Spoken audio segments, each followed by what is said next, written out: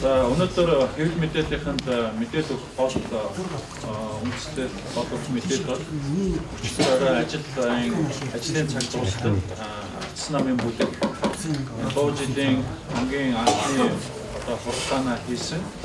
Усын их хурлын ээлж тусчсан өчигдөр нээлттэй хийсэн байгаа.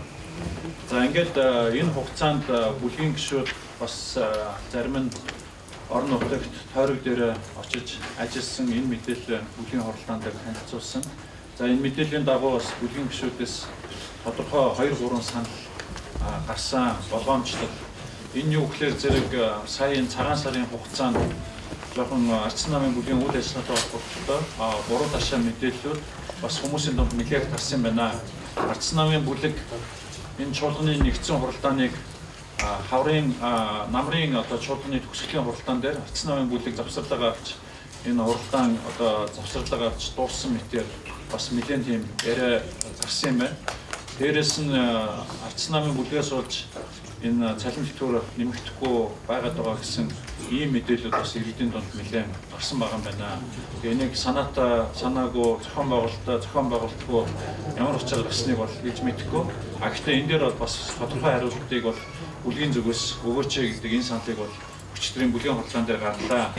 Тэгээ та бүхэн мэдчихэж байгаа намрын чуулганы төгсгөлийн хуралдаан дээр Монгол Ардын намын бүлгийн дэд ахлагч Суватууд гишүүн ерөнхийлөгчийн санаачилсан 3 шудраг шүүхийг бий болгох чиглэлээр хийж байгаа реформ чанартай 3 хуулийн дээр завсарлага авснаас болж намрын чуулганы хийцэх асуудлаа дуусгах чадлагүй завсарсан байгаа. За бас Монгол улсын ерөнхий сайд Дархан аймагт хийсэн иргэн сонгогчтой хийсэн уулзалтан дээр бас Ардсан намын бүлгээс болж чуулган завсарсан битээр ингэж ярьсан байгаа. Тэгээд энэ зүйл бол үнд нийцэхгүй гэдгийг бас эхний ээлжинд хэлмээр байна. За дараагийн асуудал бол Усын их хурлд Ардсан намын бүлгийн 27 гишүүн бүгд гар үсгээ зураад ээж бус чуулган хурлуулад шууд залгаад хурлах ёстой гэдэг энэ саналыг тавьсан. За тэгээд энэ санал бол хэрэгжиж чадаагүй. Тийм учраас цалин тэтгэвэр нэмэх тухай асуудал цагаан сарын өмнө шийдэх болцоотой байсан хэдий ч одоо нээж бус чуулганаар шийдэгдэх энэ болцоонд гарч байгаа гэдгийг бас хариуцлагатай хэлхийг хүсэж байна. Энэ дээр бол Ардсан намын бүлэгтэй холбоотой бас зүйл байхгүй гэдгийг хэлхийг хүсэж байна. За өчигдөр бид нар бас бүлгээрээ хилэлцээд энэ 12 оны усын нэгдсэн төсөвдөр хийх тодтгол дээр бол бүлэг зарчмын хувьд бол дэмжиж байгаа гэдэг энэ байшраа бол дахин илэрхийлсэн.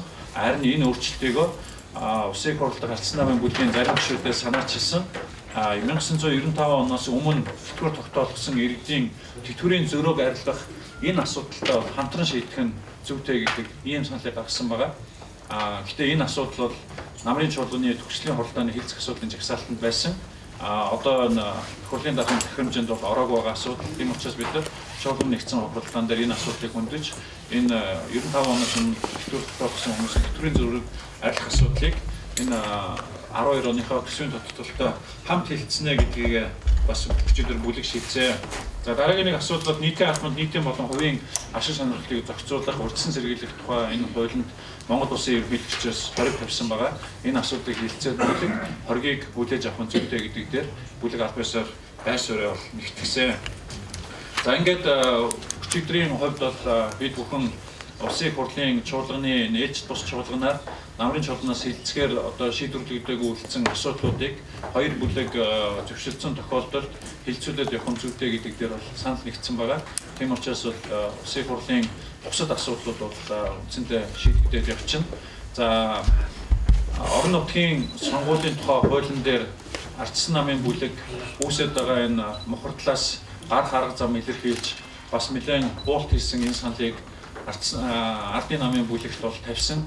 Ардын намын бүлэг бол өчигдрийн хуралдаанаар бол манай саналыг бол аль биесээр хэлсэн гэдгийг илэрхийлсэн байгаа. Тэгээ өнөөдөр бас хоёр бүлгийн зөвшөөрц хэсгийн уулзалт энэ байнгын орооны хуралдаануудын дундор бол явагдах гэж байна. Энэ учраас орон нутгийн сонгуулийн хуулийг бид бүхэн энэ ээлж бус чуулганы хуралдааны явцад хилцэж гаргах нь зүйтэй гэдэг энэ байр суурин дээр байгаа. За мөн хариуцлага тооцох асуудлуудыг Ардсан намын бүлгийн гишүүд бол хүндсэн байгаа.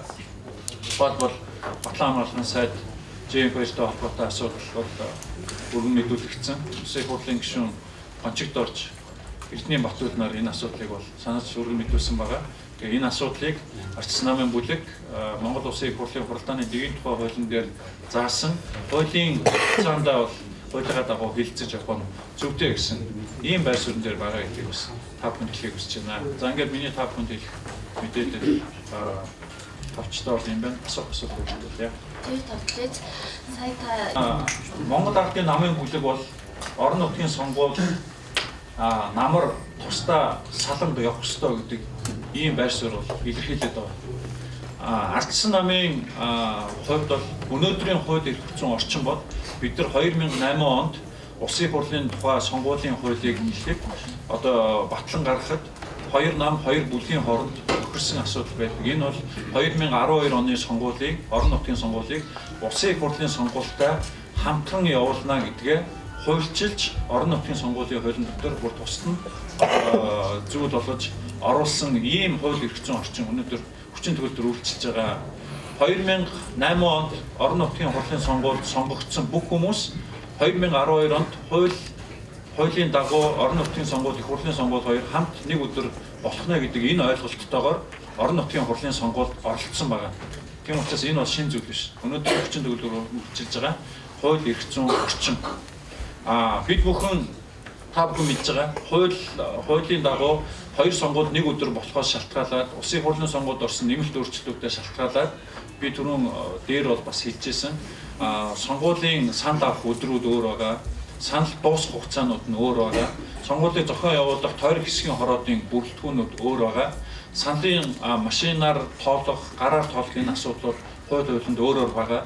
Улсын хурлын сонгуульд энэ сонгуулийн сурталчилгааны асуудал дээр мөнгө тарах асуудлыг бол нэлээд сайн хатууруулж зохион байгуулж өгсөн орон нутгийн сонгуулийн хууль хуучин хэвээрээ байгаа. Энэ мэт зөрчлүүдийг алга болгоё гэдэг үндсэн дээр хуулийн нийтлүүдийг баахгүй болгоё гэдэг үндсэн дээр хуулийн төслийг бол санаачилсан байна. Тэгээ энэ хуулийн төслийг бол авахгүй гэдэг байр суурь бол нөгөө талд бол нэлээд хатуу байна. Тийм учраас энэ хаос үүсгэхийн тулд бид энэ асуудлыг нэлээд уян хатан болох үүднээс за одоо тэгээ зохион байгуулалтын хувьд нь та бүхэн ийм их асуудал байна гэж үзээд байвал Улсын их хурлын сонгуулийг аймаг хотын одоо хурлыг сонгох сонгуультай хамт нэг өдөр энэ 6 сарын сүүлийн 7 хоногт зохион байгуулъя.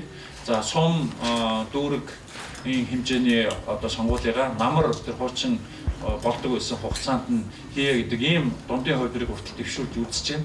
За харамсалтай нь энэ саналыг ч гэсэн бас хүлээж авахгүй байх магадлал өндөр байна. Тийм учраас бас олонхын бүлэг энэ чиглэлээр олонх гэдэг утгаараа бас нэлээд санаачлагтай ажиллах болов гэсэн ийм найдлага байна. Ер нь бол сонгуул 7 сарын 1-нд тойруулаад өчигдрийн бүлгийн хуралдаан дээр яригдсан бид бүхэн бол маш их сэтгэл санаа зовж байгаа.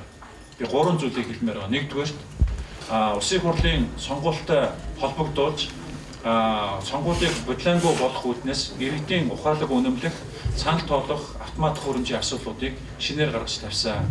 Энэ асуудлын хэрэгжилт дээр өнөөдөр хууль зүйн дотоод хэргийн яам, улсын бүртгэлийн ерөнхий газар маш хойрог удаан ажиллаж байгаа нь санаа зовоож байгаа.